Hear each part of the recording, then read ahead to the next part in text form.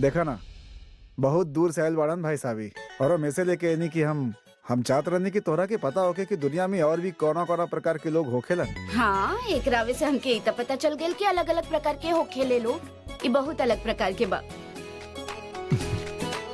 लेकिन कितना अच्छा होखे ना कि दुनिया के सब पति एकरे जैसन भोला भाला होखस। पत्नी के जिंदगी सुधर जाए, सवर जाए बिल्कुल ना। तो वैसे भी का फर्क पड़ेला, मतलब शादी के बाद तो वैसे ही पति के बोलती बंद होखे ही के बाद। ऐसन भी नहीं खे। ऐसे ही बा। अच्छा, यकीन ना होके तो चला एकर राय ले ले। अरे पहले ई तो पूछिए कर शादी भइल बा कि ना। अच्छा बतावा कि तोहर शादी भइल बा? प्यार भी नहीं खे भइल। चला ठीक बा, अच्छा बात बात ना भइल, वैसे भी हो जात ना। हमार कहे के मतलब बाकी कोनो बात ना, कर लिया कबो शादी कर लिया, वैसे भी शादी करके कौन अच्छा हो जाला इंसान के साथ, बस हालत बिगड़ जाला। अच्छा जी, हम ऐसन कौन हालत बिगाड़ देनी तनी बताई तो। अरे जायदा यार, हमार दिले जाने ला। देखा प्रबल, हम शादी से पहले बहुत ही स्मार्ट रहनी। हम मतलब स्मार्ट अभी भी बानी, बस सुबह के अभी कि हमार जोश जौन बा उ तनी घिस पिट गइल बा तोहरा आगे पीछे घूम घूम के। अच्छा अच्छा, हम कहनी ना हमरा आगे पीछे घूमी। राउर जिंदगी बा जे चाहे करी। अरे करी करी। अरे सुना, तू तो बुरा मान गई, हम तो बस मजाक करत रहनी। यह प्रॉब्लम बा शादी के बाद। खैर हम का पूछत रहनी, अरे हाँ, तोहार तबीयत कैसन बा? पेट ठीक भइल? जी बहुत आराम बा। ठीक बा, तू आराम करा अभी। धैर्य जी, बाहर देखी ना, धूप निकलल बा का? धूप तो दिख रहल बा, बाकी का फर्क पड़ेला, तू सूझ जाना। धूप काल भी निकली, हमरा पता बा तो के धूप बहुत पसंद बा। काल बाहर निकलिया, गर्मी में एंजॉय करिया, और जितना काम करे के बा काल करिया, आज आराम करिया तनी सा। हाँ ठीक बा? जी करत बानी हम आराम करिया जी। संतोषी सुना, हम का कहत रहनी, आज के दिन का हम तो तब तक प्रतीक्षा कर सकत बानी जब तक तहार अंत ना हो जाए। चला अच्छा भइल कि प्रबल अपन लक्ष्य से भटकल ना।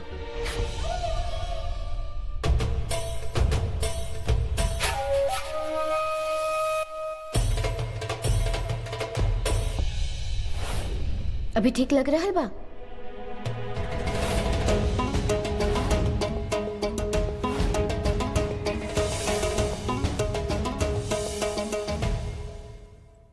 रहुआ जैसन रूपसी के हृदय भला के तोड़ सकेला देवी।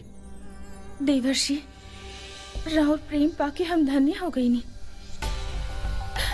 रहुआ नहीं के बता, रहुआ हमके बहुत प्रतीक्षा करवैले बानी। अब बस शीघ्र ही हमके अपन आलिंगन में ले ली। देवी ई का कर रहल बनी रहुआ? इतना तत्परता उचित ना है। विवाह के पूर्व हमने के मिलन अनुचित बा देवी। जब तक हमारे पितामह हमके विवाह की अनुमति नहीं दे दे, तब तक खाली तब तक रहुआ प्रतीक्षा करे के होके देवी। राउर प्रतीक्षा तो हम अनंत काल तक कर सके नहीं देवर्षि, किंतु हमारे हृदय की व्याकुलता के भी ध्यान में रखब और अपन पिताश्री से शीघ्र अतिशीघ्र अनुमति ले आई। अवश्य देवी, अवश्य। अब हम अधिक विलंब ना करब। हमने दोनों के हित खातिर हमके जाए के होके देवी। हमके आज्ञा दी देवी। विश्वास रखी, शीघ्र अतिशीघ्र पुनः भेंट होगी।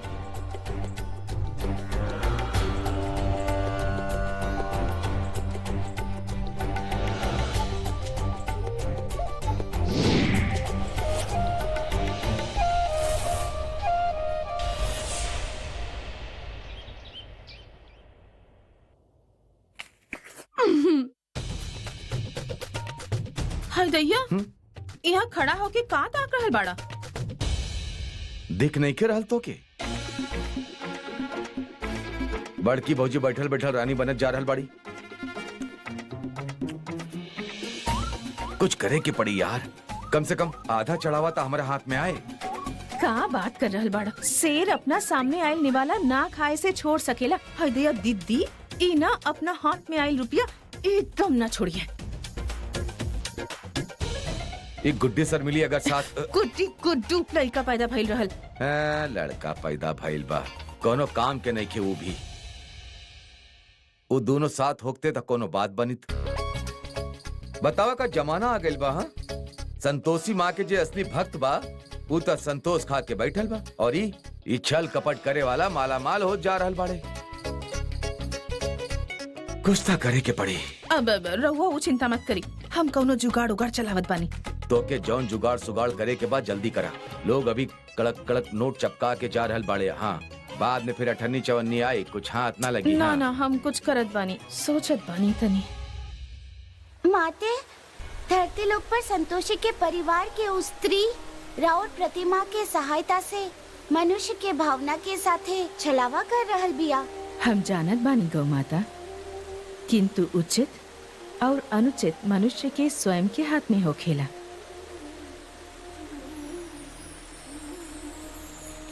आज के समय में मनुष्य स्वयं के लाभ खातिर छल के मार्ग अपनावेला जौन की अनुचित बा। ऊ स्त्री भी छल कर रहल बिया, जेकर दंड ओके अवश्य मिली। गौ माता, संतोषी के यहाँ जो नया सेवक आइल बा ओकरा बारे में का रउआ कुछ ज्ञात भइल? माते, अभी तो वो अस्वस्थ बा, किंतु हम ओकरा पर दृष्टि बना के रख ले बानी।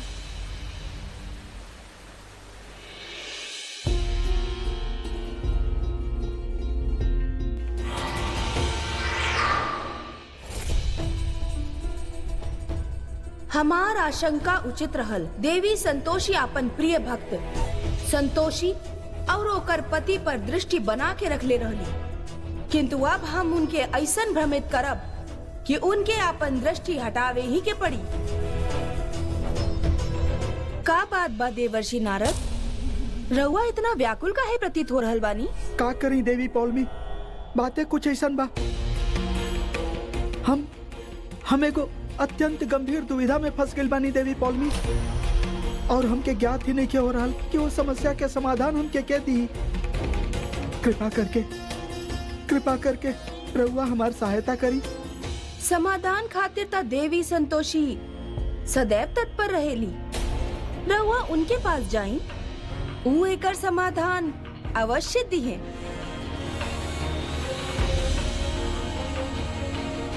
धन्यवाद देवी पौलमी, रउआ हमके मार्ग देखैनी, हमार मार्गदर्शन कैनी। हम शीघ्र, अति शीघ्र ही माता संतोषी के समक्ष जाई, वो हमार सहायता अवश्य करी है। पुनः रउआ से भेंट होगी देवी पौलमी।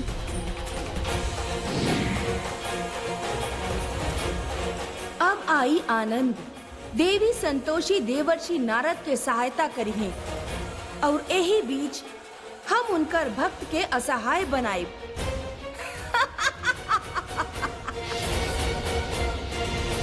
अरे बाप रे, अरे बाप रे, उधर में कोलाहल मचल बा, किंतु भूख के शांत करे खातिर भोजन की आवश्यकता तो बा ना। संतोषी जी के पास जाए के पड़ी, देखत बानी। प्रबल, तोहरा खातिर मूंग दाल की खिचड़ी बनैले बानी। एक खाला तो क्या अच्छा लगी खाके। ला। अच्छा सुना, ध्यान से हिसाब से दिया है कि खिचड़ी ना तो ज्यादा खा के वापस बीमार पड़ जाई। रवा तेकर खाने के पीछे ही पड़ गई बानी। खाना ना खाई तो कुछ ना कर पाई, खाई दी ही। देख कर रहल बड़ा, ला खा ला। खाला। रउआ बहुते अच्छा बानी। खाली हम धैर्य जी। हाँ जाए खाई, बिल्कुल यहीं बैठ जात बानी। हाँ। बहुत तेज भूख लागल बा। संतोषी जी हमार बारे में कितना विचार करेली। आराम से।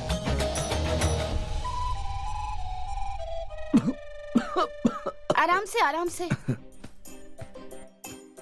आराम से, आराम से।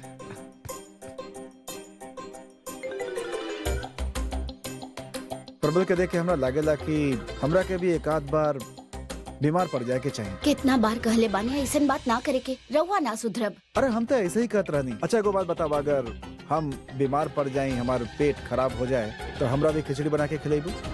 हाँ हाँ खिलाइब ना, और साथ में नीम के कड़वा काढ़ा भी पिलाइब। आहा, एकरा खातिर कड़वा काढ़ा और हमरा खातिर स्वादिष्ट खिचड़ी, बढ़िया बा। हाँ हाँ कड़वा काढ़ा पिला दिया। वैसे भी तुम्हारा हाथ के काढ़ा कोनो कोल्ड ड्रिंक से कम तो ना हो खेला। हाँ राउर कुछ ना हो सकेला, सुधरे वाला बानी ना रउआ, बोलत रही। कितना सुंदर और सहज बाई दोनों के रिश्ता।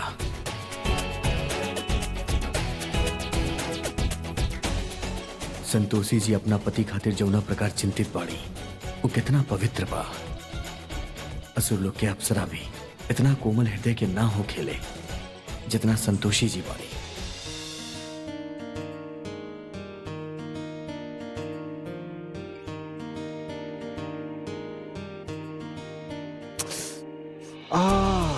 अरे कब? हमार पता ना, शायद हाथ पे कुछ कीड़ा चल गए।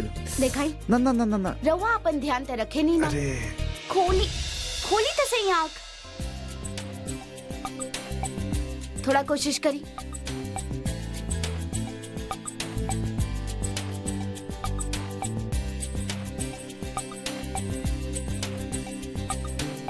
ऐसे ना निकली,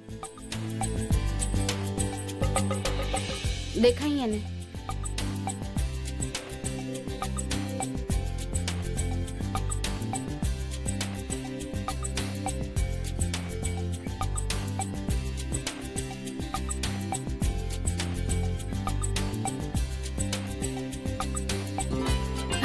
निकल गई। खोली तो सही। हाय राम, एकदम लाल हो गई बाँख।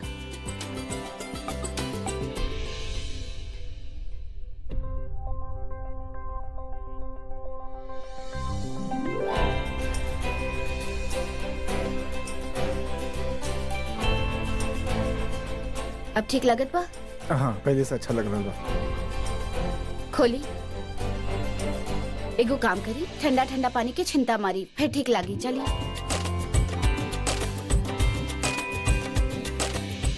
इनकर प्रेम दिक्कत हमार भूख ऐसे ही मिट गई। कितना भाग्यशाली बाड़े धैर्य जी, जे इनकरा संतोषी जी जैसन स्त्री मिलल। इतना प्यार करे वाली स्त्री यदि मिल जाए तो धरती लोग भी स्वर्ग हो जाए। काश काश के वो हमके भी इतना प्यार करत।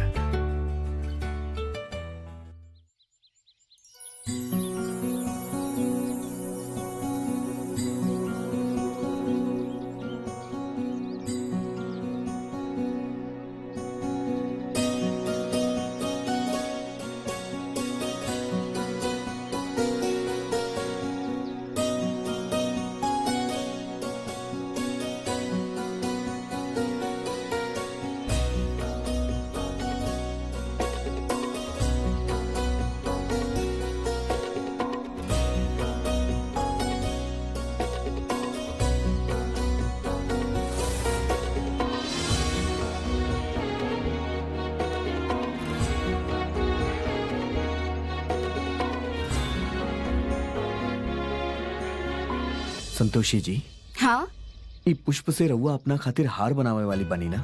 हार? हम अपना ला हार काहे बनाई भला? सुंदर स्त्री पुष्प से अपना ला हार बनावेली। हम जहाँ से आयल बानी वहाँ तो प्रत्येक स्त्री पुष्प के ही आभूषण पहनेली। हाँ, कुछ औरत के पुष्प के हार पसंद होखेला, लेकिन हम ही फूल अपना लाना अपन संतोषी माँ खातिर तोड़ रहल बानी, उनकर पूजा पर चढ़ाई। अब हमरा और सहायता कर दी। कर द।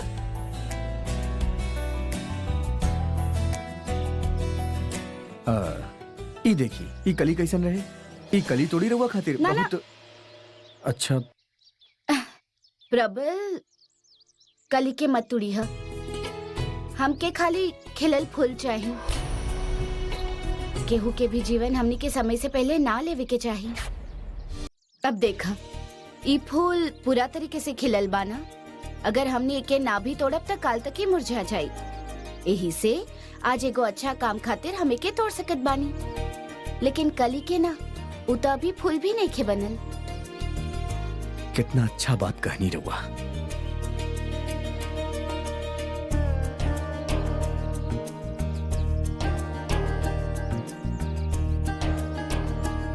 ई हमके ऐसे अजीब तरीका से काहे देखत बा?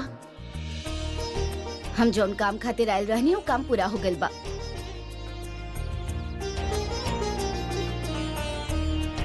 तू अपन काम करे ना। जी।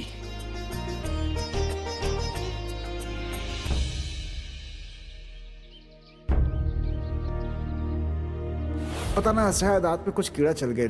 देखाई रहुआ अपन ध्यान ते रखे नहीं ना। अरे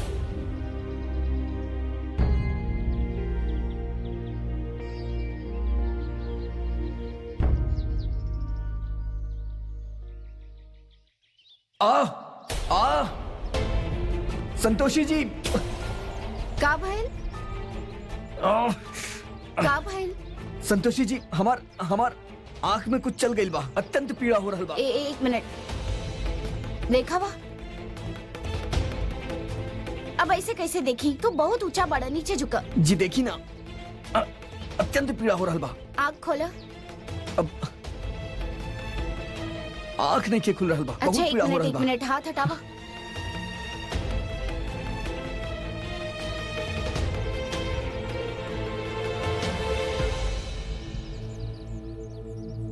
निकल गइल बा, अभी ठीक बा?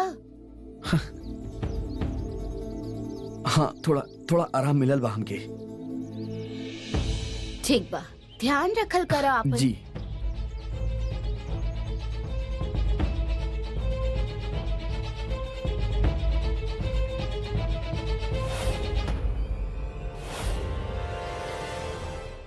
संतोषी जी।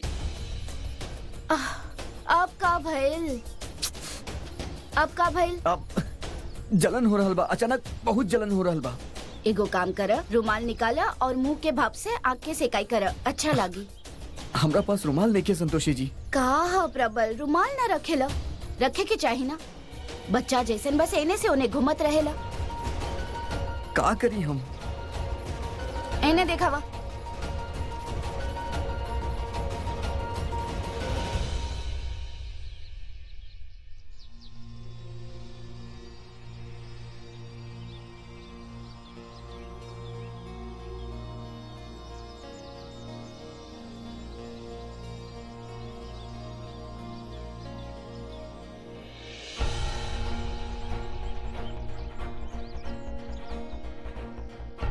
अंततः संतोषी जी हमार ख्याल रख रहल बाड़ी।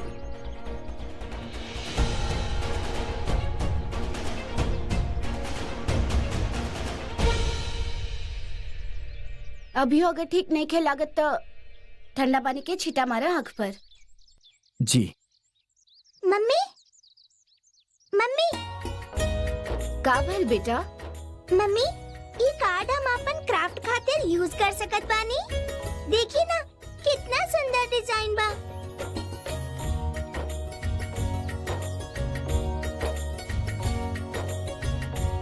डिजाइन तो बहुत अच्छा बनल बा, लेकिन बेटा एक कार्ड पर जहाँ हमने के पार्टी में जाए के बा ना, वहाँ के पता लिखल बा।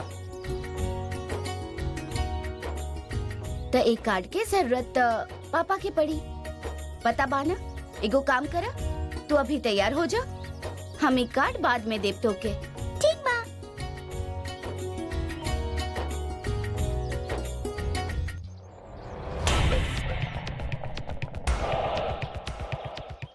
अच्छा, तो सब लोग उत्सव में जाए वाला बाड़े। यदि संतोषी जी भी जाए वाली बाड़ेन, तो हम यहाँ का करब? संतोषी के नया सेवक ए प्रकार के व्यवहार काहे करत बा? हमके बात के सूचना माता के देवे के होखी। माते, ध्यान से जागी।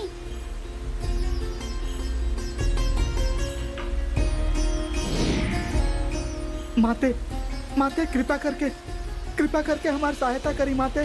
का भैल देवर्षि? माते हमार सूक्ष्म जीवन में भी शीतल वायु के एगो झोंका आइल बा माते। हमके प्रेम हो गइल बा माते। हाँ माते, हमके प्रेम हो गइल बा। अब संपूर्ण देवलोक देवर्षि नारद के प्रेम कहानी में व्यस्त होखी। वहाँ प्रबल संतोषी के पति के वध करी हमार षड्यंत्र के सही दिशा प्राप्त हो रहल बा। हम सत्य कह रहल बानी माते, उचित कह रहल बानी। खूब समय तक हम अपन जीवन अकेले व्यतीत कर लेले बानी, किंतु अब ना,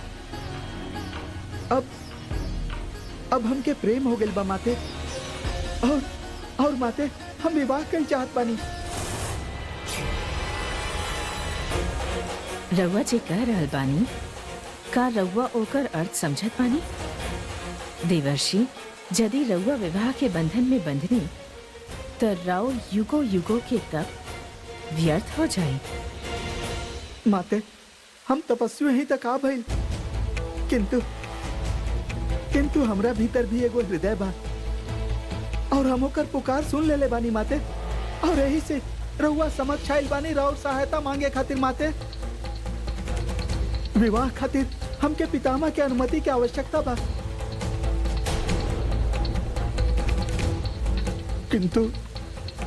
किंतु माते, हमरा में इतना धैर्य नहीं खे, इतना सामर्थ्य नहीं खे माते कि हम पितामह के समक्ष विवाह के प्रस्ताव रख सकी।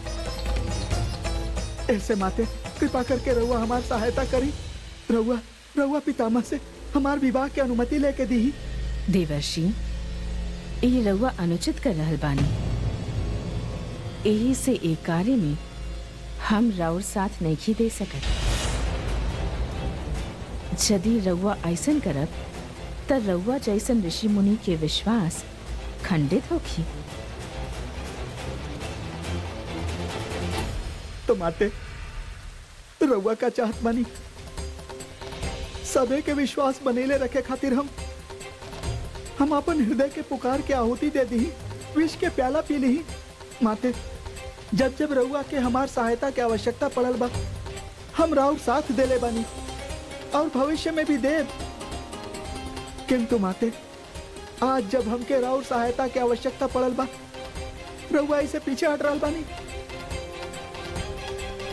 काई उचित बा माते? कहीं ना माते, काई उचित बा? कहाँ गइल राउर सहयोग के भावना माते? कहाँ गइल राउर सहयोग के भावना? माते, हम रउआ से विनती करत बानी, कृपा करके एक बार हमरा खातिर, मात्र हमरा खातिर पितामह से हमार विवाह के बात करी माते। कृपा करी हमरा पर। देवर्षि, रउआ व्याकुल मत होखी। हम रउआ खातिर ब्रह्मदेव से बात करब। धन्य बानी रउआ माते, धन्य बानी। हम राउर सदैव आभारी रहब माते, सदैव आभारी रहब। प्रबल मूर्ख ना, महामूर्ख बा। ओके पूरा धरती लोक में खाली संतोषी ही मिलल बिया प्रेम करे खातिर। प्रबल प्रेम के भाव में स्वयं के आपन खो देवे, ओसे पहले हमके कुछ करे के होखी।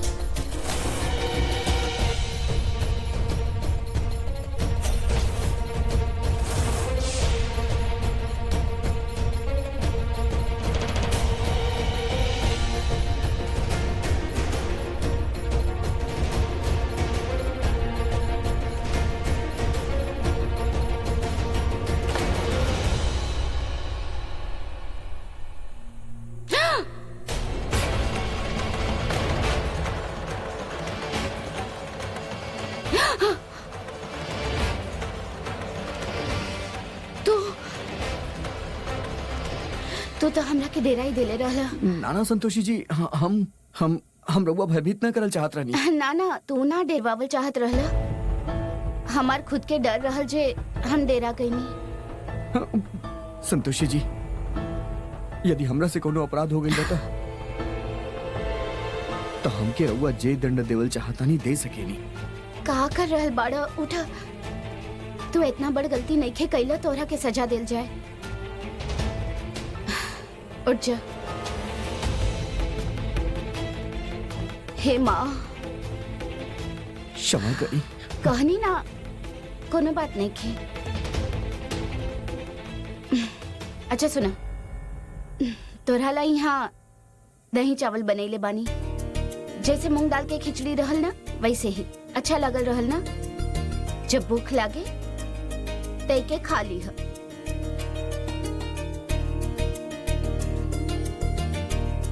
ठीक बा? मम्मी मम्मी, हम तैयार हो गए नी। अरे वाह, हमारी बेटी लोग तो राजकुमारी लगत बाड़ी। हाँ, काहे कि हमार मम्मी खुद रानी बाड़ी। मम्मी रानी जैसन बाड़ी। पगली। आंटी, रवा हमनी के साथ चली ना, गिफ्ट पैकिंग में हमनी के हेल्प करी ना। चली चली। अच्छा अच्छा, चलत चलत बानी बेटा, काम तो। अच्छा सुना, खा ली है, भूख लागे तो चली ना आंटी, चली चली।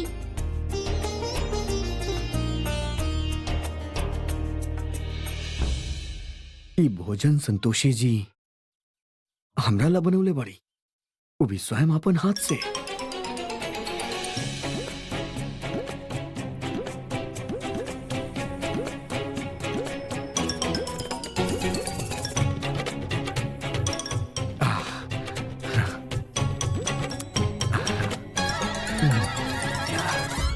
आनंद ही आ गई।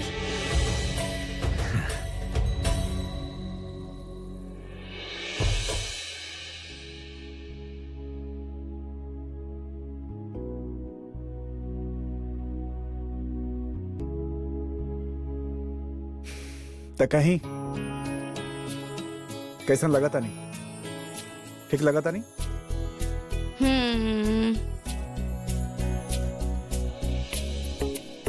ठीक नहीं खे लग रहा, बहुत अच्छा लगत बानी। लेकिन ये टाइम नहीं खे जज रहल। मतलब ई कि राउर जे ई टाइम बतावे वाला घड़ी बाना, हमके उ नहीं खे जज रहल। अब ओके निकाली और एके पहन ली ही। ओके।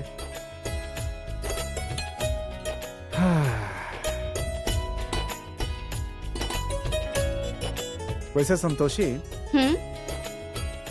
ये टाइम की वजह से हम ना जचत रहनी, लेकिन तू कैसे हर टाइम इतना सुंदर, इतना ब्यूटीफुल, इतना सुंदर लगे। रवा खाली मौका चाहिए और कुछ ना। हाँ, हमके खाली मौका चाहिए और मौका के ना चाहिए। अब चली ना तो लेट हो जाए। हाँ चला। चली। एक मिनट। का भाई? ई खुदल बल लावा तो हर बांध देता नहीं हम।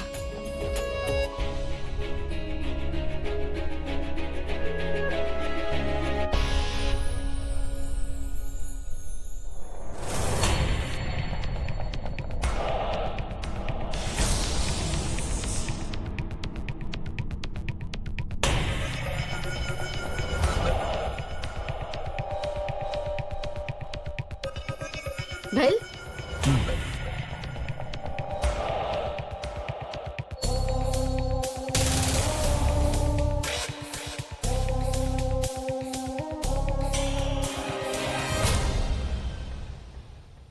प्रबल तू यहाँ उ, का करताड़ा यहाँ?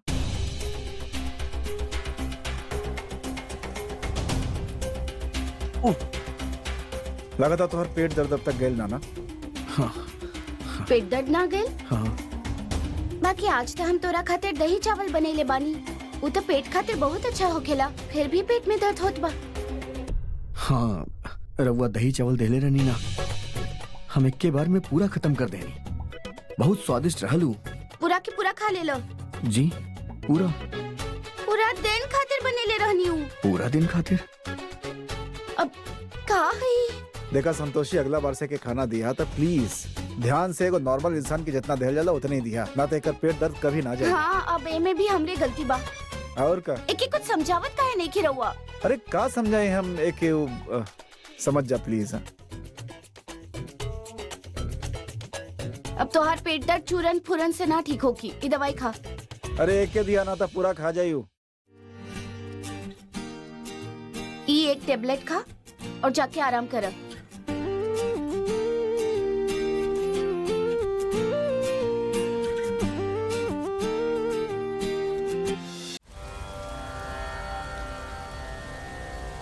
ब्रह्मदेव, आवे वाला अमावस्या के सूर्य ग्रहण पड़े वाला बा, अतः हमें सूर्य देव के खातिर यज्ञ करे के पड़ी।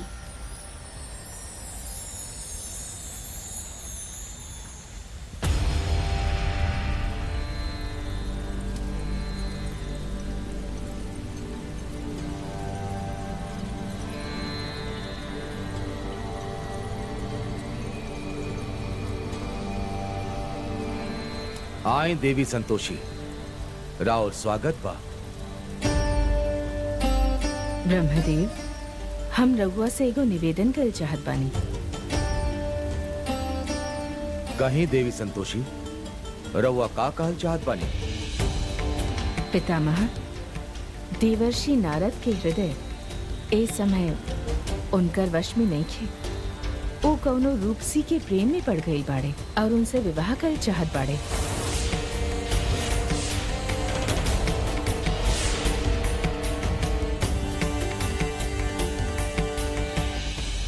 उनकर विवाह खातिर हमके रउआ से अनुमति चाहिए। देव ऋषि नारद का देवी संतोषी जे कह रहल बाड़ी वो सत्य बा? हाँ पितामह, माता उचित कर रहल बाड़ी। और लोग के भांति हमहू वैवाहिक जीवन प्रारंभ कर चाहत बानी।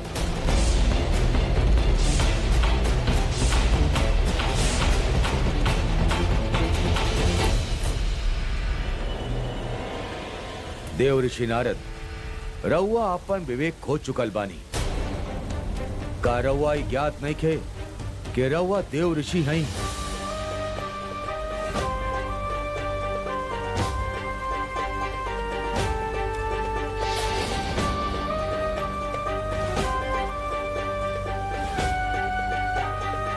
हमके भली भांति ज्ञात बा पितामह कि हम देवर्षि हैं, किंतु पितामह हमरा भीतर भी एगो हृदय बा। का हमके कबो प्रेम नहीं क्या हो सकत? देवर्षि, वो कौन सुंदरी बाड़ी जे राउर हृदय के हर ले ली?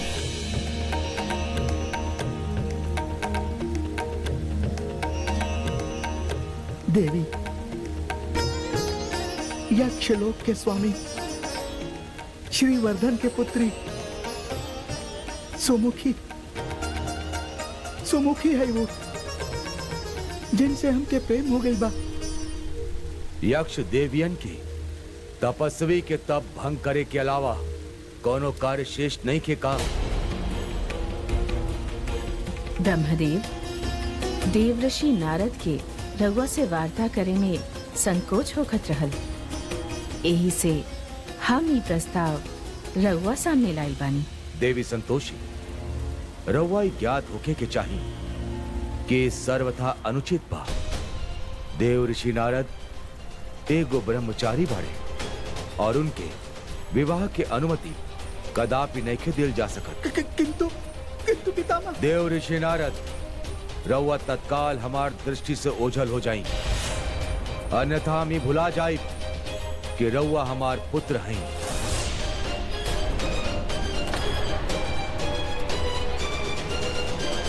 देव ऋषि नारद, यदि रउआ कुछ और क्षण हमरा समक्ष उपस्थित रहनी तो हम रउआ के और राउर तथा कथित प्रेमिका दोनों के भस्म कर दे।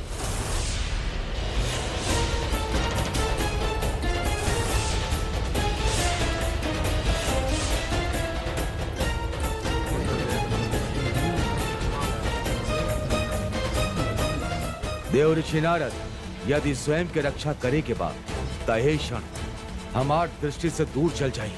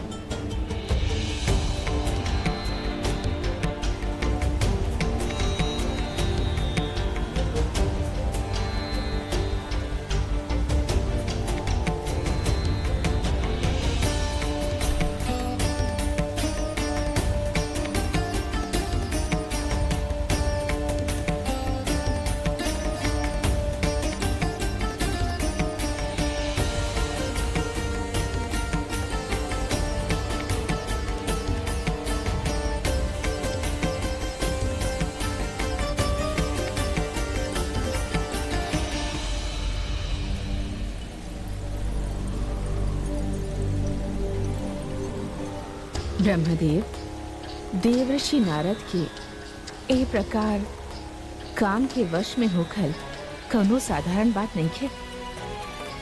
हमके एकरा पीछे अवश्य ही कौनो षड्यंत्र लागत बा।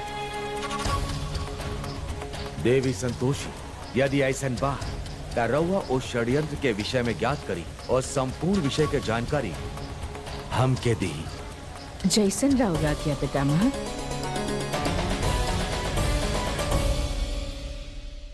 अरे अरे अरे सब लोग वाह भाई वाह। अरे वाह, सब कितना अच्छा लग रहा है बाड़ू। हाँ काकी हार तो बड़ा जचत बा। अरे हाँ संतोषी जी तू ड्राइवर के बोल के मिठाई तो रखवा देले बाड़ू ना। हाँ जी काकी मिठाई रखवा देले बानी कार में। संतोषी वैसे हम सोचत रहनी कि प्रबल के भी साथ में लेके चलल जा, लेकिन वो सुत रहल बा अभी तक। सुतल बात सुते देही, नींद पूरा हो जाए तो ओके भी अच्छा लगी। चला दौड़ के ना, आराम से।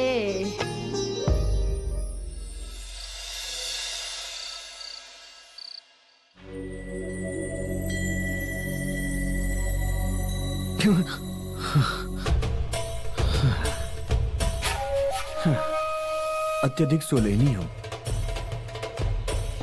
कदाचित सब लोग चल गए हुई हैं।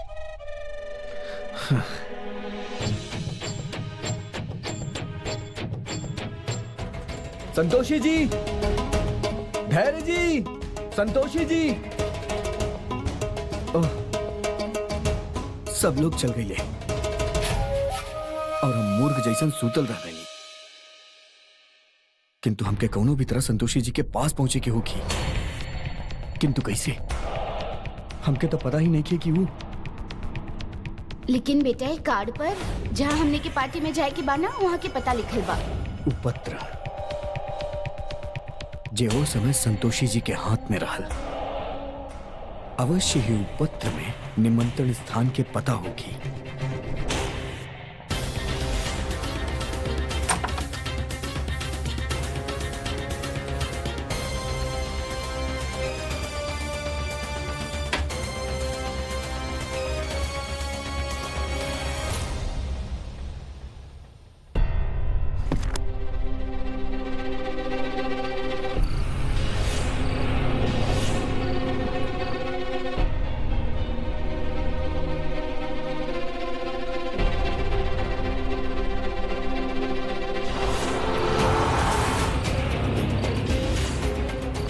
पता ना वो पत्र कहाँ बा, कहाँ रख देली संतोषी जी। इस सब हमार निद्रा के वजह से भइल बा और निद्रा हमके कष्ट में पहुंचा देलस। कितना समय हो गई संतोषी जी हमार दृष्टि से दूर बाड़ी, कितना समय हो गई।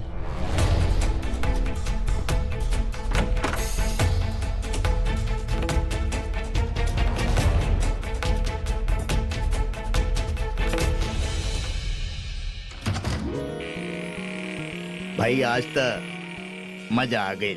इतना साल बाद हमनी के परिवार के एक साथ बाहर गई। सच, अरे इतना परिवार के साथ वक्त बितावे के मजा ही अलग बा। बहुत ही आनंद आवेला। हमके तो वो मोटू अंकल के बारे में अभी भी सोच के हंसी आ रहल बा। चाचे तब बच्चा सबसे भी ज्यादा केक खा ले। ऐसे ना बात करे के, हो सकेला अंकल के केक ज्यादा पसंद होके। अब जितना मस्ती करे के रहे कर ले लो तू दोनों। अब कपड़ा बदला, हाथ पैर धो और सुते जा, सवेरे जल्दी उठी के बा।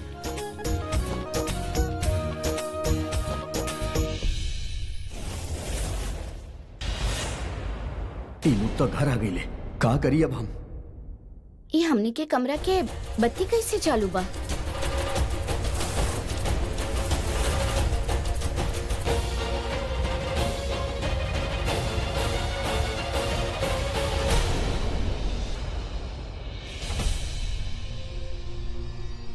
हम तो लाइट बंद करके गए रहनी। चलो देखल जा। हाँ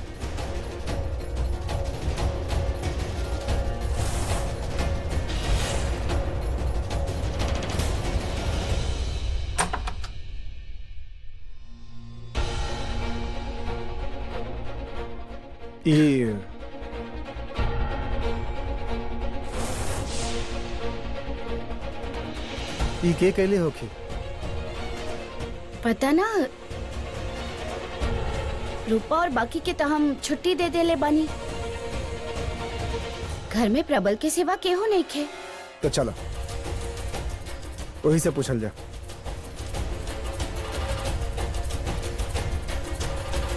प्रबल,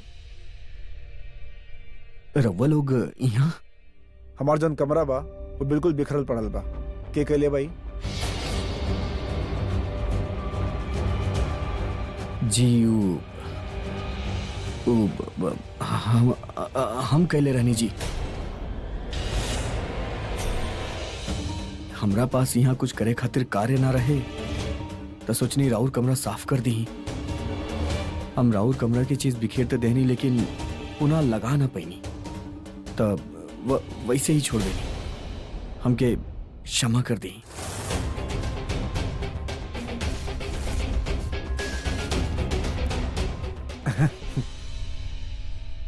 तू बिल्कुल कार्टून बाड़ा, कार्टून समझला ना। संतोषी सही कहले तोहरा बारे में।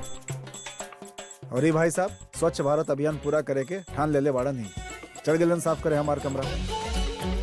खैर कोनो बात ना, तू जौन राता फैलेले बड़ा सब समेट ले और बाद में बता दे कि कौन चीज कहाँ रखल जाला और हमनी कैसे रखेला। ठीक बा? जी अभी तो आराम करा। ठीक बा? चला।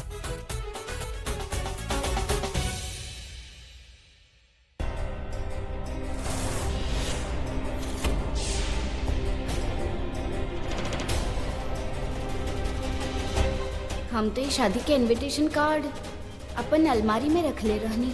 फिर प्रबल हमार कमरा से ही कार्ड काहे लेलस?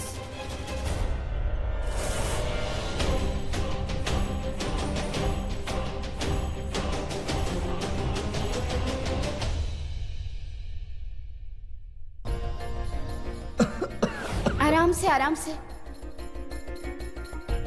आराम से आराम से।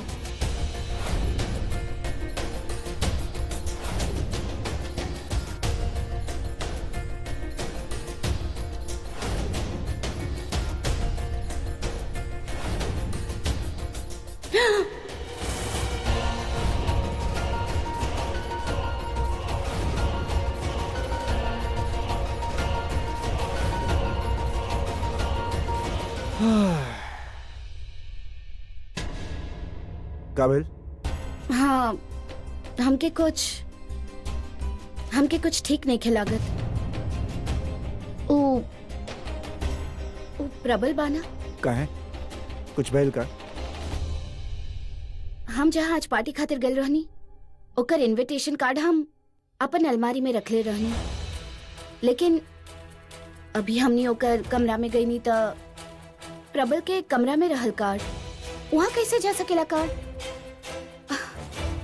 ओ हमके अजीब लागत बा। माननी वो भोला भाला बा, समझ ना आवेला ओके कुछ, लेकिन कई बार ऐसे भोला भाला लोग ही बेवकूफ बना के चल जाले। अब ओके घर में रखल जरूरी बाका, हटा देल जाओ ना। ठीक बा, देखता नहीं का कर सकेला हम। ठीक बा। हम जाता नहीं सोते, ठीक बा?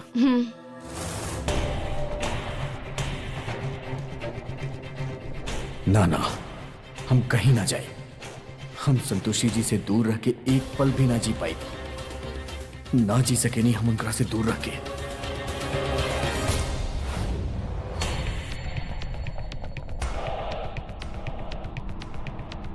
कहा करिए बैसन, जैसे संतोषी जी के पति हमके यहां से ना निकाले। कुछ समझ में नहीं आ रहा। देख लेला अपन मूर्खता के परिणाम। आज तहार बुद्धिहीनता के कारण तो के संतोषी के घर से निकले के पड़ रहल बा। रउआ चिंतित मत होगी, हम यहाँ से कहीं ना जाए। किंतु तो के वहाँ रुके के ही काहे बा?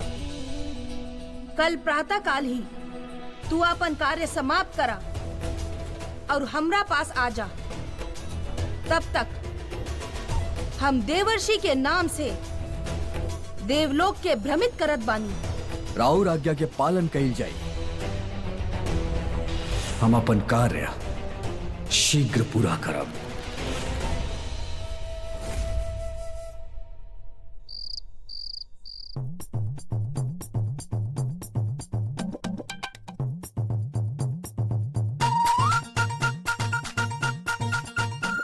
दया दीदी, हम का कहत रहनी कि तू ना आज सवेरे से बहुत ज्यादा थक गई होकबू, त लावा हम तोहार थोड़ा सा सेवा कर देत बानी, पैरों दबा देत बानी तोहार। ए छोटी, हाँ आज सूरज पश्चिम से निकलल ह का है? बड़ा पैर दबावे सेवा करे की बात कर रहल बाड़ू का? ये पैर दबावे के साथ साथ हमार गर्दन दबावे के इरादा तो नहीं है ना? हाँ दया दीदी, तू हमके ऐसा समझेलू तो के इतना सा भी भरोसा नहीं है हमरा ऊपर। अरे तू हमार दीदी हो, हमार जेठानी, हम तोहर देवरानी हई, तो हमार थोड़ा सा तो फर्ज बाना तोहरा खातिर। हमके तो लागल हमार दीदी सवेरे से बैठल बैठल थक गई होगी, लावा चला उनका थोड़ा सा सेवा कर दी। तो अब वैसे एगो बात बताई, हम अपन दिल के तो के हम ऐसा माने नहीं कि तोहरा ऊपर ना संतोषी माता की साक्षात कृपा भइल बा, तू उनकर परम भक्त हो गई बाड़ू। तो तोहर सेवा करे के बहाने थोड़ा सा पुण्य हमहू कमा ली, थोड़ा सा मेवा हमके भी मिल जाए, तो हम यही से चलई और तू ऐसा सोचेलू। पता ना ये मछली हमार जाल में फंसी कि ना। छोटी, हम बड़के दीदी बानी ना तहार। हाँ अत थोड़े से फर्ज हमार भी बनत बा तोहरा खातिर। थोड़ा पुण्य काहे कमात बाड़ू? पूरा पुण्य कमाल। बिल्कुल, अब पूरा शरीर दबा दे। हम दबावे ही आइल बानी ना तो हर शरीर। ए दीदी, तो क्या आराम मिल रहल बा ना? आराम मिल रहल बा। अलावा पैर दबा देत बानी। दबा दो, पैर दबा दो। होय तो यो दीदी के पैर बहुत बॉस मार रहल बा, सेवा के पीड़ा उठाइले बानी तो करे ही के पड़ी माधुरी। अरे दीदी, हम कहत रहनी कि हम तोहर पैर बाद में दबा देत बानी, पहले लावा तोहर हाथ दबा देत बानी। ना छोटी ना ना, अत तू पहले पैर ही दबा दे। ई अंगूरी चटका दे। हैं दर्द बा ना? बैठल बैठल सही कहत रहलू तू, बड़ा दर्द बा। हां इतनी अंगूरी खींचा। हां ई अंगूरी खींचा है। दीदी हाथ दबा देती, पहले हम पैर में ज्यादा दर्द बा छोटी। हाथ हम खुद दे चटका दे। अच्छा लग रहल बा, अच्छा लग रहल बा। दबाव छोटी, दबाव। हाँ अब तू आराम कर दीदी, आँख बंद करके। हम दबा रहल बानी तो। ई सही दबाइलू, सही दबाइलू। यहाँ दबावा। ई हाँ, ई अच्छा बा, ई सही बा। हाँ जौन दिन से हमार पिताश्री के राजसभा में आयल रहनी, हम आपन हृदय रउआ नामे कर देले रहनी। देवर्षि, राउर प्रेम पाकर हम धन्य हो गई।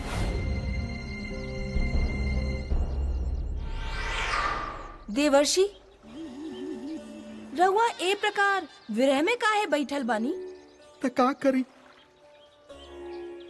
करी हम देवी पौलमी? सुमुखी के स्मरण करके हमार हृदय व्याकुल हो रहल बा। रउआ ज्ञात नहीं खे देवर्षि किंतु सुमुखी हमार बचपन के साथी बिया, अर्थात हमार बड़ बहिन के भांति ओकरा साथे हमार जे संबंध बा ओ नाते राउर हमार जीजाश्री बहिनी।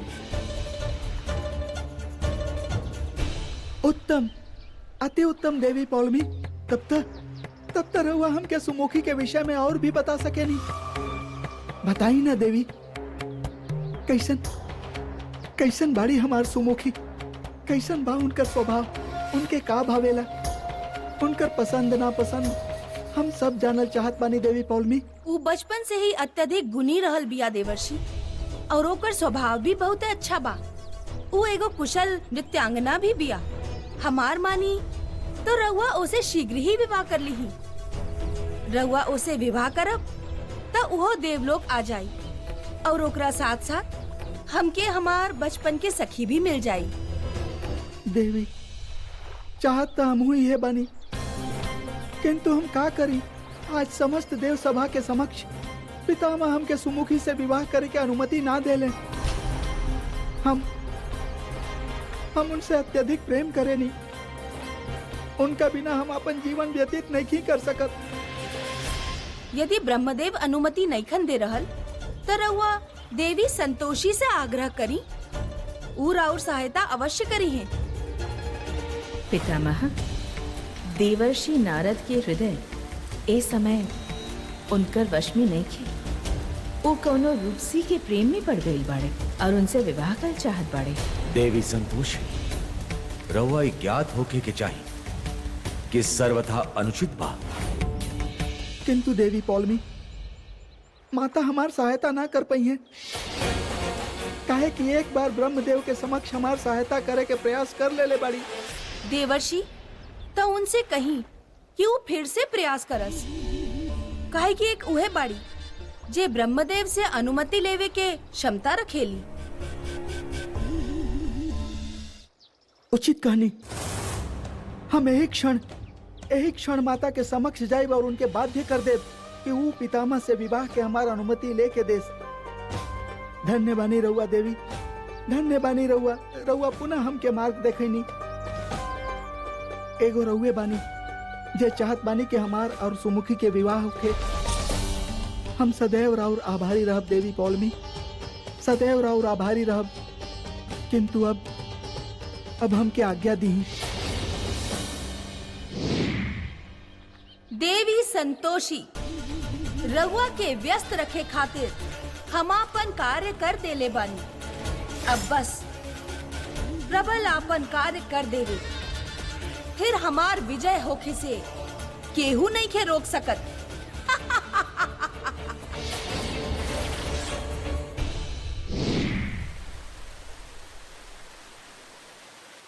माते, हम पुनः रहुआ समक्ष आइल बानी। कृपा करके हमार सहायता करी माते।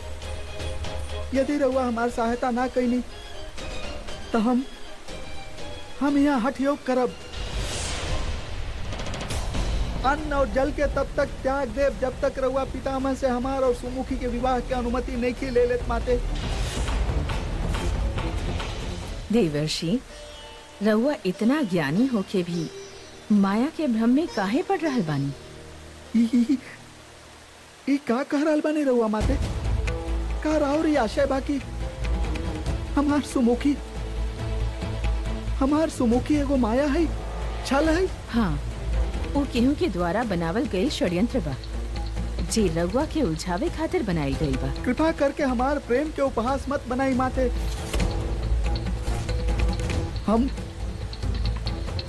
हम सुमुखी के निश्चल नेत्र के भाषा पढ़ले बानी। सागर के भांति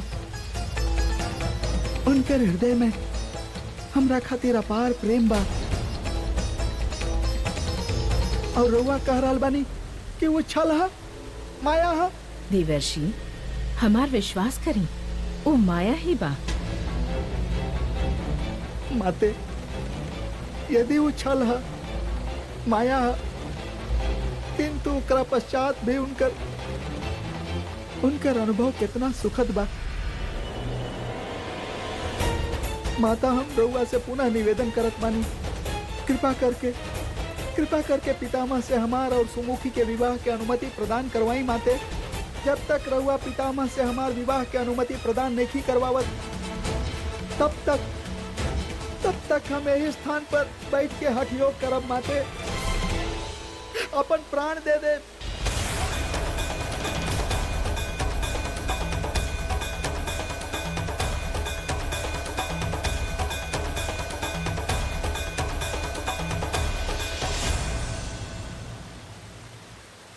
देवर्षि के सत्य के भान करावल कठिन बा।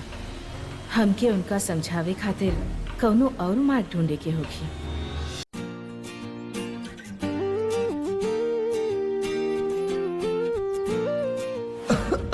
आराम से, आराम से, आराम से।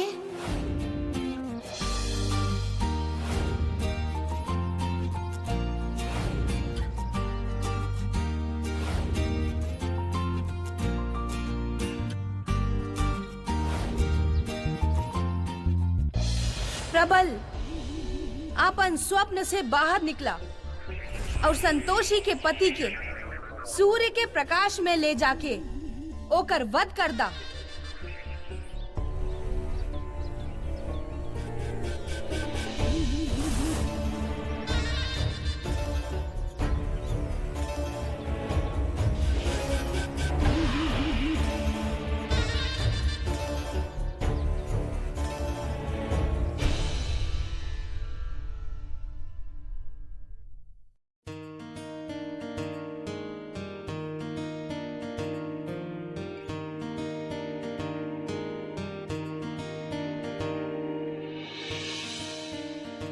धैर्य जी, हाँ वो हम बागीचा खातिर कुछ नया पौधा लाइल बानी, रउआ चल के देख ली कौन कहाँ लगावे के बा। प्रबल के नाश्ता करे दा, तू जा, हम आके बता देत बानी। क्षमा करी काका, किंतु धैर्य जी स्वयं कहले रहले कि जब भी हम नया पौधा लाई तो पहले इनकरा दिखा दी। आई चली चल के देख ली। हम आवत नहीं, तू जा।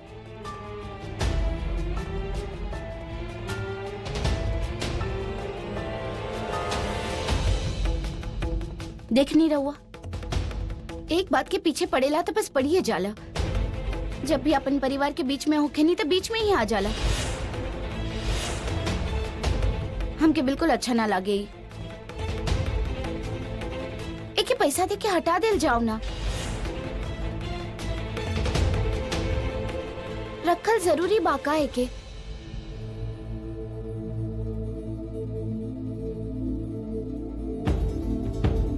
हाँ धैर्य, ये ठीक कहत बाड़ी।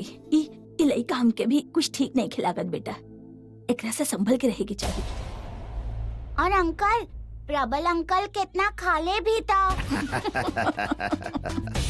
ठीक बा, अगर रउआ लोग के लागत है कि लेका सही ना बात, फिर संतोषी को काम करा। आज शाम को के पैसा दे के काम से निकाल दा। हाँ ये ठीक रही। रूपा जूस ना देली, हम जूस लेके आवत बानी। पापा, एक्चुअली हमके ऑफिस के बहुत काम बात है, हम नाश्ता करके निकल जाए। रउआ कहा ना जाके ओके समझा देता नहीं कि कहाँ कौन पौधा लगावे के बा।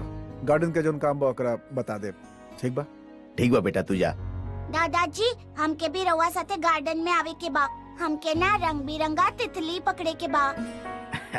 जरूर बेटा, चला तितली पकड़ल जाओ। आवा।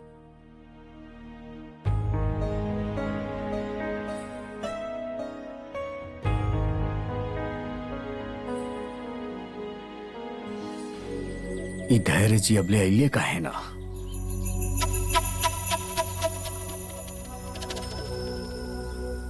काका, हम तितली पकड़त बानी। हाँ बेटा।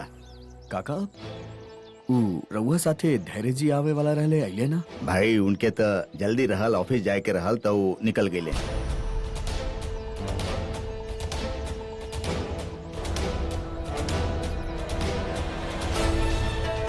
हम तो के बतावत बने कि का करे के बा। देखा बेटा, ये जे तू कियारे लगेले बड़ा, जब धैर्य ही नहीं खे तो हमार कार्य कैसे पूर्ण होगी? ये कैसन दुविधा बा।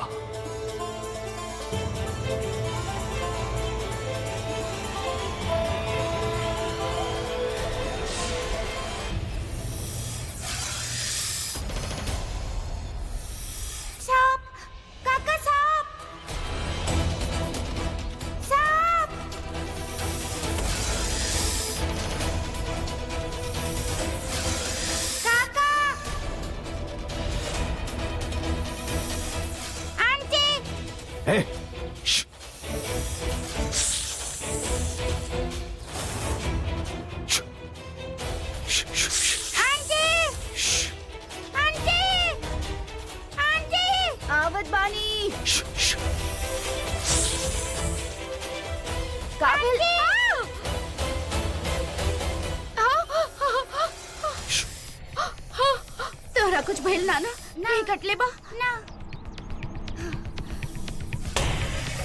हमार बच्ची के जिंदगी बचावे खातिर धन्यवाद। पैर देखावा अपन।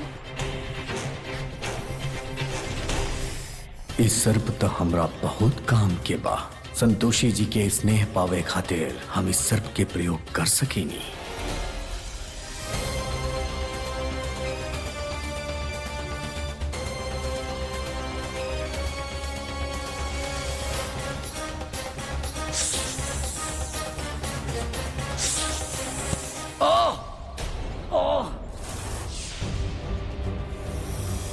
प्रबल,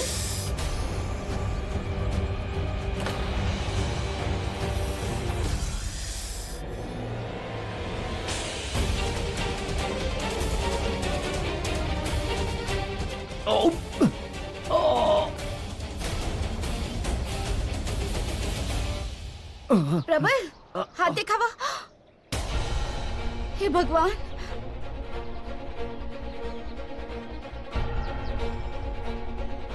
काका का कल जाओ अभी। प्रबल तो घबराइए मत, कुछ ना होके देव। बेटी के तो बहुते जहरीला सांप काट ले बा। अभी अस्पताल ले जाए के वक्त नहीं खे बेटा, कहीं के कुछ हो मत जाए।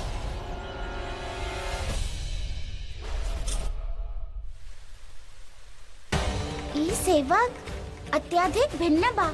माते जैसे ही ब्रह्मदेव से भेंट करके आई हैं, हम उनके एक क्रीड़ा के बारे में सूचना दे। काका डॉक्टर के फोन करी ना जल्दी।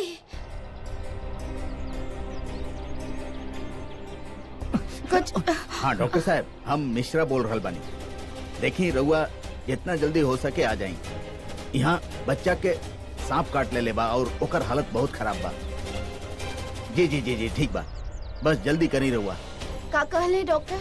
अरे बेटी, वो कह रहल बाड़े कि उनका आवे में तो देर लागी, बाकी अगर हो सके तो एकर जहर निकाल देवे के चाहिए, न तो एकर जान के खतरा बा बेटा। मतलब हमने की जहर निकाले के होखी।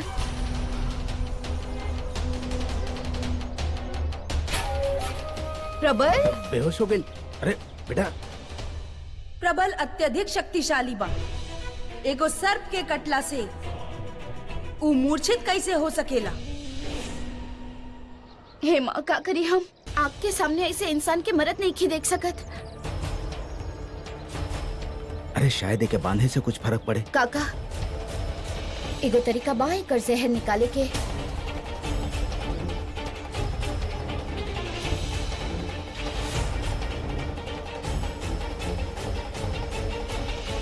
अरे बेटी, ई का कर रहल बाड़ू बेटा?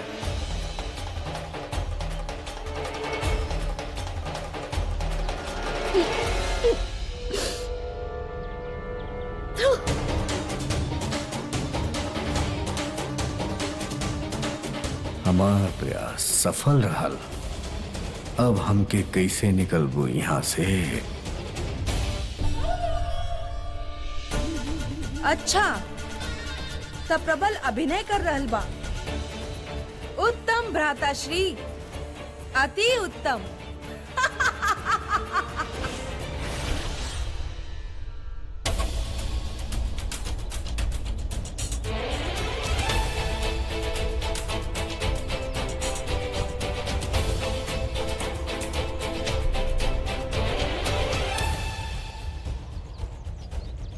अरे बेटी, प्रबल के तो होश आ रहल बा। तो बहुत अच्छा केलो बेटी, अगर जहर निकाल देलू तो हर प्रयास बचा लेलस प्रबल के। प्रबल अभी थोड़ा ठीक लागत बा। हाँ। देवी संतोषी देव ऋषि नारद के कोनो प्रकार से समझावे के होखी कि अनुचित बाई, किंतु प्रजापिता वो कौनो बात सुने खातिर तत्पर ही नहीं खन। ब्रह्मदेव, जब तक हम ओ सूत्र के पता नहीं खी लगा लेत जौन देवर्षि से जुड़ल बा, तब तक रउआ उनके विवाह करे की अनुमति दे दी ही।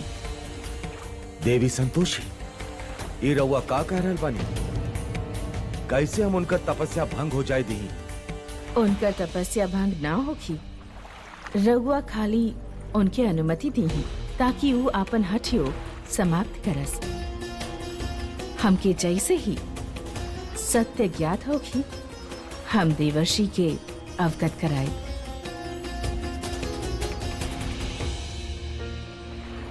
पुत्र नारद, तू स्वयं के हठयोग त्याग दा। हम स्वयं तो के विवाह खातिर अनुमति देत बानी। हम स्वयं तो के विवाह खातिर अनुमति देत बानी। ई ब्रह्मदेव देवर्षि के विवाह खातिर अनुमति कैसे दे देले? हम स्वयं तो के विवाह खातिर अनुमति देत बानी। अब देवर्षि के अपन हठयोग त्याग देवे के चाहिए। हम स्वयं तो के विवाह खातिर अनुमति देत बानी।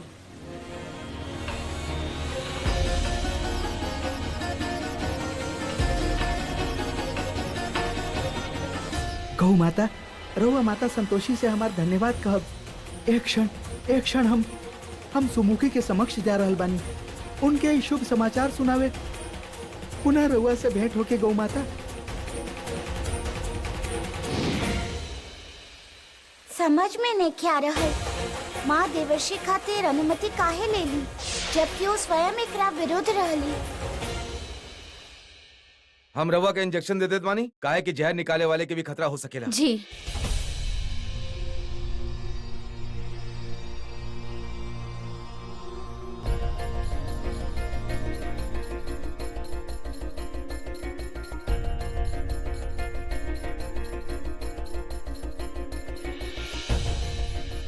अच्छा भैल रवा सही समय पर जहर निकाल देनी, ना तो इनकर बचल बहुत मुश्किल रहल।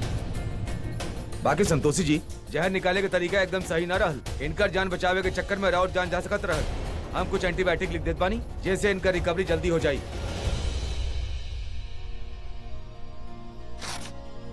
ई नहीं।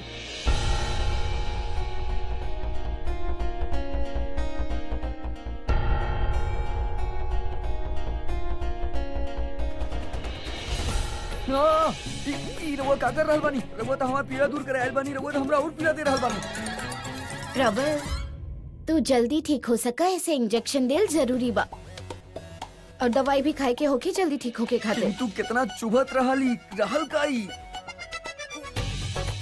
चलिए डॉक्टर साहब, रउआ के छोड़ावत बनी। अच्छा, हम चलत बानी। You take care. धन्यवाद डॉक्टर। प्रबल, तू एकदम अजीब बाड़। क्यों हाथ से सांप पकड़े ला का? ओ संतोषी जी, यदि हम वो विषधारी सर्प के ना पकड़ती तो वो इनकरा डसलित ना। हाँ, उतबा तू अपन जान के बिना परवाह कैले हमार बेटी के जान बचेले बाड़ा। ओकरा खातिर बहुत बहुत धन्यवाद। ई तोहार हमरा पर एहसान रहल प्रबल। तो एकर तात्पर्य ई बा संतोषी जी कि रउआ हमके कार्य से ना निकालब ना। एके कैसे पता चलल कि हमें के काम से निकाले वाला रहनी? तो होके के बतैलस कि हम तो के काम से निकाले वाला बानी।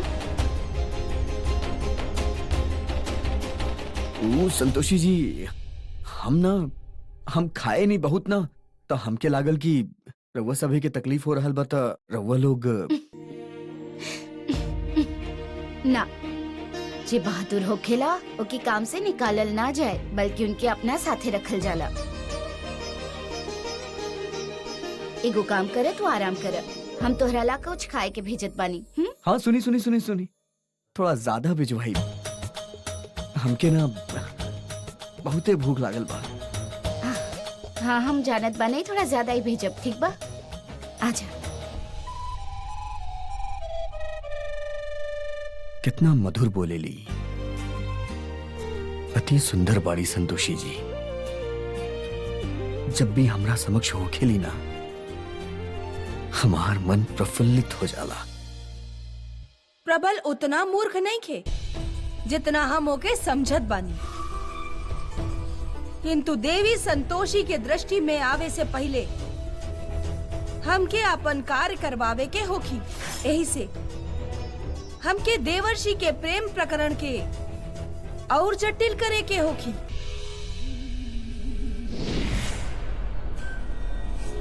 प्रणाम प्रणाम देवी पौलमी। कहीं देवर्षि के सत्य के भानता नहीं क्या हो गई? कहीं देवर्षि कौन प्रयोजन से आवे के भइल राउर? धन्य बानी रहुआ देवी पौलमी, धन्य बानी रहुआ। राउर बतावल उपाय सफल भइल देवी। पितामह हमार और सुमुखी के विवाह के अनुमति दे देले बाड़े। कृपा करके हमके बताई ना हमार सुमुखी कहाँ बाड़ी। हम उनका से शीघ्र अतिशीघ्र भेंट कर चाहत बानी और उनके ही शुभ समाचार देल चाहत बानी। बताई ना देवी कि हमार सुमुखी कहाँ बाड़ी। हमार कार्य अब तबे सरलता से होखी जब देवर्षि नारद की विवाह प्रक्रिया जटिल होखी। देवर्षि, हम राउर प्रसन्नता के देख के अति प्रसन्न भइनी, किंतु रहुआ ए और ध्यान देनी कि ब्रह्मदेव रहुआ के अकस्मात विवाह खातिर काहे हाँ कह देले?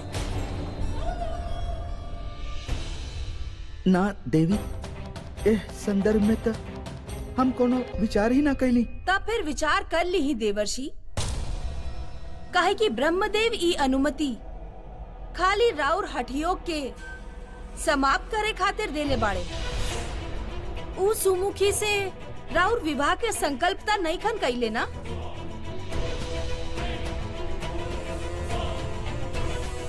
ना देवी, वो तो कोनो संकल्प नहीं खे देले। तब फिर जाई और सर्वप्रथम अपन पिताश्री से संकल्प लेके आई, अन्यथा उनकर अनुमति कब्बो भंग हो सकेला। उचित कह रहल बानी रहुआ देवी पौलमी, उचित कह रहल बानी। हमके आज्ञा दी देवी पौलमी, आज्ञा दी हमके।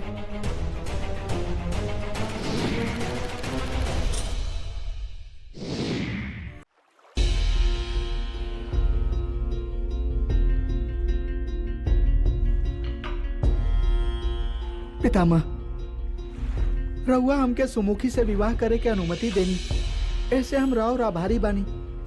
हमहू अपन हठयोग तोड़ देले बानी पितामह। किंतु हमार रहुआ से एगो विनती बा पितामह। रहुआ सुमुखी और हमार विवाह खातिर एगो संकल्प भी करी। देवर्षि, ब्रह्मदेव जी कहले बाड़े वो अवश्य पूरा करी हैं, किंतु ए संकल्प के विचार राउर मन में आयल कैसे? रउआ ज्ञात बा कि ब्रह्मदेव के कहल और लिखल कबो परिवर्तित नहीं खे भई। तब फिर ई बात रउआ केकर कहला पर कह रहल बानी? माते, हमार बहुते शुभ चिंतक बाड़े और वही में से एगो शुभ चिंतक हमके सुझाव देले बा। कहीं उस शुभ चिंतक देवी पौलमी तो नहीं की?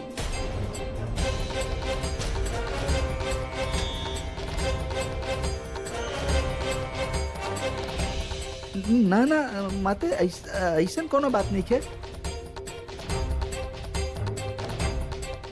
और यदि देवी पौलमी बाड़ी भी तो हमें का अनुचित बा माते। हमार प्रिय और देवी पौलमी सखी है माते, ये बात रहुआ ज्ञात नहीं खे। सब कुछ समझ आ रहा बा हमके। वैसे रउआ यदि संकल्प चाही तब ब्रह्मदेव के ओर से हम संकल्प देत बानी कि राउर विवाह सुमुखी से ही होगी,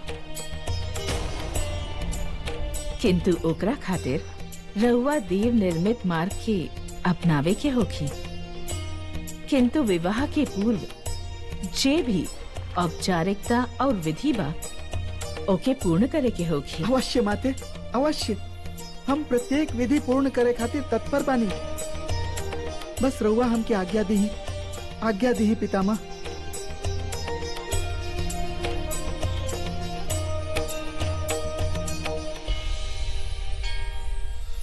तो ऐसा कैसे कर सकेलू? अरे का जरूरत रहो प्रबल खातिर इतना बड़ा रिस्क लेवे के? संतोषी तोरा कुछ हो जाता।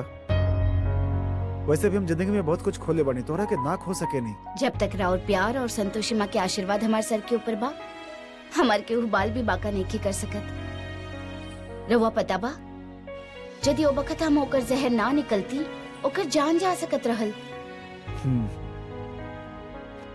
I know. बाकी एगो बात हमरा समझ में नहीं आवत। सरप्राइजिंगली कल तक तू के घर से निकलल चाहत रहलो और आज ओकर जान बचावे खातिर तू अपन जान से खेल गेलू। हम अपन इंसानियत नहीं की भुला सकत। अपना सामने एगो इंसान के मरद कैसे देख सकत रहनी।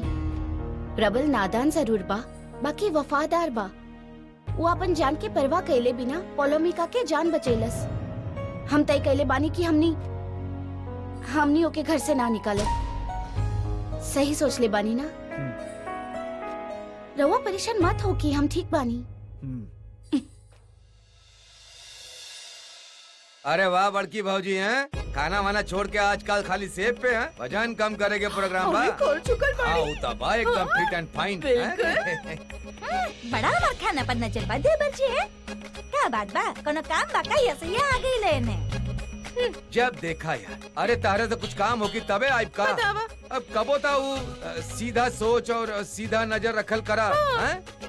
तोहरा बारे में सोचत रहनी, थोड़ा परेशान होकर रहनी, ऐसे तोहरा से मिले आ गई नी। और ना तो का चला मान लेनी तोहार कमरा में संतोषी माँ प्रकट भइल बाड़ी, लेकिन जितना चढ़ावा तो के मिल रहल बा ना थोड़ा कम बा ना। हाँ जब हम भगवान बनल रहनी तो इसे बहुत ज्यादा मिलत रहल ना माँ। अच्छा ऐसा छोटी है? दीदी सही कह रहल बड़े एकदम। अरे पहले कितना भर भर के आवत रहल, शर्मिली बहू कैसे गड्डी के गड्डी पार कर देत रहल पता भी ना चलत रहल। जानत बड़ू ओकर कारण का बा? का वो ई बाकी लोगन के ना तोहरा में संतोष नजर नहीं के आ रहल। हाँ। अब संतोषी देवी के तू भक्त बन रहल बाड़ू और मतलब उनकर पूजा करेलू तो तोहरों में तो थोड़े झलके के चाहिए कि ना? हाँ। तो का करी? हमरा पास एगो उपाय रहल, सोचनी तो के बता दी। ओसे का बा की जे चढ़ावा बाना दोगुना का 10 गुना हो सकेला ओसे। हाँ। तो बतावा ना। अब का बताएं हम, तू हमार बात मनबू थोड़े। सेब खा ना, सेब सादिया संतोषी माता। सेहत खातिर अच्छा भी बहुत होखेला। अच्छा। खा ले। बतावा। ऐसन बाकी तोके अरे रहे दा यार, हमार सलाह कबो मन ली थोड़े नहीं। छोटे देवर जी बताइए ना, बताइए। हाय भैया दीदी हैं इतना कह रहल बाड़ी तब बता दी ना। ठीक बा बताए देत बानी है। वो कहा ना कि तू अपन हाथ से जे माल समेट रहल बाड़ू ना, यहाँ तू मार खा रहल बाड़ू। हाँ। का बा की ऐसे जे लालच जे बाना ऊ झलके लागेला। हाँ ताई काम तो के केहू और से करावे के पड़ी, लेकिन बड़ा जिम्मेदारी के काम। बहुत हाँ, ज्यादा, बहुत ही अब के सौंपल जाए ये काम पता ना। चला ठीक बात, तोहरा खातिर ही काम हम कर ले। मतलब बहुत परेशानी होगी, तकलीफ बहुत होगी, है। लेकिन परिवार खातिर इतना तक करे के पड़ेला ना। फर्ज बनत बा। हाँ। ठीक बा हम कर। एक सेकंड देवर जी। छोटी अब फिर से तू लोग चला के मत करी हो। ऐसन बाना हमार चढ़ावा में से चवन्नी भी कम न होके के चाहिए। हाँ दैया तू सही कहत रहला, इनका ना कुछ बतावे के ना चाहिए। काहे के बता देनी हमने दोनों के ही समय बर्बाद कईनी, पता ना काहे बता देनी। बड़की भौजी रहुआ हमार बात पर विश्वास नहीं है, मतलब भगवान के काम में हम छोड़ा यार। अरे देवर जी का करल बानी रहुआ? बा हमके विश्वास बा। ठीक बा चढ़ावा तू ले ली है, हम ना बस संतोष से बैठल रहब।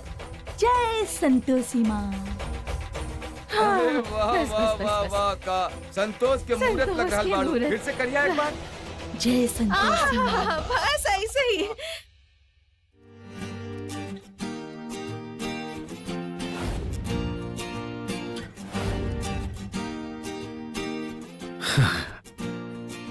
सर्वता हमार कुछ ना बिगाड़ सकत रहा, किंतु संतोषी जी तो मनुष्य हैं। वो अपन जान जोखिम में डाल के हमार जान बचेली।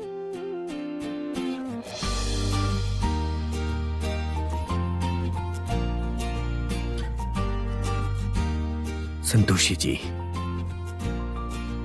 रउआ ना बहुत अच्छा बानी, बहुत अच्छा। रउआ रजनीगंधा के फूल के भांति बानी, जे अपन खुशबू से संपूर्ण वातावरण के आनंदित कर देला। राहुल प्रेम, राहुल गुण, राहुल व्यक्तित्व अद्भुत बा। अति अद्भुत। पूरा ब्रह्मांड में रउआ जैसन केहू नहीं के, केहू ना। प्रबल,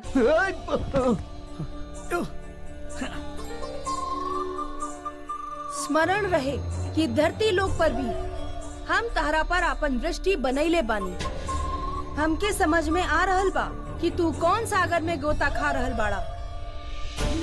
धरती लोक के माया जाल तोहके तोहार लक्ष्य से भटका सकेला। दीदी रउआ चिंतित मत होगी, हमके अपन उद्देश्य के भली भांति ज्ञान बा। हम अपन कार्य समाप्त करके रहा।